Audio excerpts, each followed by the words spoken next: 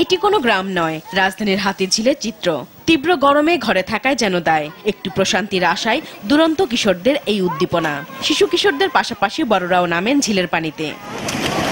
অনেক গরম লাগে তাই গোসল করতেছি। পানি ঠান্ডা লাগে তো ভালো লাগে, জমে গোসল করি। কারণে 1 ঘন্টা পর পর যে আবার আসে আবার যায়, এরকম করে।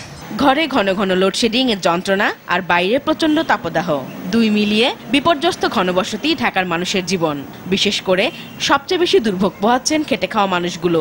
নিম্ন আয়ের অনেক মানুষ ঘর ছেড়ে ঝিল পার্ক কিংবা পার্কে গাছের ছায়ায় শরীরটাকে জুড়িয়ে নিচ্ছেন।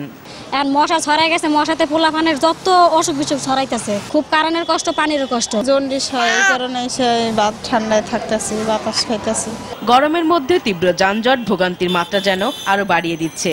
মানুষের শরীর থেকে যে পরিমাণ ঘাম ঝরছে তার ঘাটতি পূরণে চাহিদা বেড়েছে বোতলজাত পানি ও নানা ধরনের শরবতের। খুব গরম লাগতেছে, তাই একটু লেবু শরবত খাই, মনটারে একটু ঠান্ডা করলাম। প্রচুর ঘাম যাচ্ছে শরীর দিয়ে, শরীরটা খুব দুর্বল সারাদিন। বেশি গরম পড়লে ভালো জিনিস তো এই জন্য বের করে বেশি দিয়ে অনেক সময় দিশা পায় না। মঙ্গলবার ঢাকার তাপমাত্রা রেকর্ড করা হয় 36.7 ডিগ্রি সেলসিয়াস, সর্বোচ্চ যশোরে 37.8 ডিগ্রি সেলসিয়াস।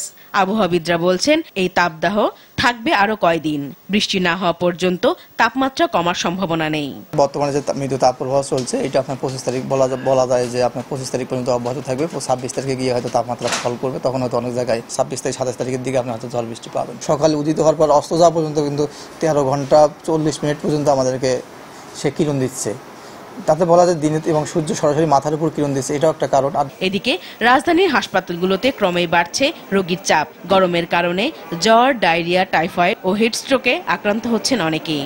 আজকে 3 দিন ধরে পায়খানা আর বমি, মাথা দাঁড়া করতে পারে না, বমি আর পায়খানা। আমার কাছে মনে হচ্ছে গরমের জন্য এই অবস্থা, পাতলা পায়খানা, বমি কালকে থেকে। ডায়রিয়ার রোগী আমাদের এখানে ইউনিকলি আসে, এছাড়াও এই টাইফয়েড ফিভার, এন্টারিক ফিভার সেটাও আসছে। কিছু কিছু মিজলসের কেসও আসছে। আমরা পানির স্বল্পতাকে ট্রিট করে ইনফেকশাস ডিজিজ হসপিটালে পাঠিয়ে দিচ্ছি। আমরা এছাড়াও কমপ্লিকেশনস থাকে। সুস্থ থাকতে সবাইকে পানি, স্যালাইন ও তরলজাত খাবার বেশি খাওয়ার পরামর্শ দিয়েছেন চিকিৎসকরা।